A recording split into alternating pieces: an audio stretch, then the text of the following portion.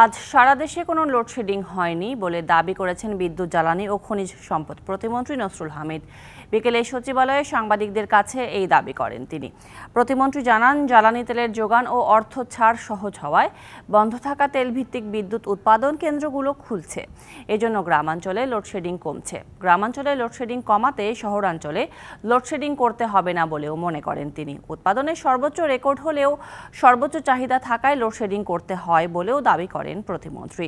সার্বিক বিষয় পর্যবেক্ষণ করে প্রয়োজনীয় পদক্ষেপ নিতে প্রধানমন্ত্রী নির্দেশ দিয়েছেন বলেও জানান তিনি। অর্থের সংস্থা এবং আমাদের তেলের সংস্থা, এই দুটা জিনিসকে সমন্বয় করতে হবে। সেটা করতে আমাদের যে সময়টুকু লেগেছে সেই সময়টুকু কিন্তু আমাদের বেশ কিছু জায়গায়, গ্রাম অঞ্চলে অনেক জায়গাতে আমাদের লোডশেড করতে হয়েছে, বা সার্বিকভাবে এখন পরিস্থিতি আগের থেকে ভালো। আজকে যদি দেখেন জিরো লোডশেড, আস্তে আস্তে ধীরে ধীরে কমে আসতেছে, আমাদের পাওয়ার প্ল্যান্টগুলো আসতেছে। 1, 2, 3 ঢাকায় জমি জিতে নিন 100% ক্যাশব্যাক সহ 20 কোটি টাকার পুরস্কার।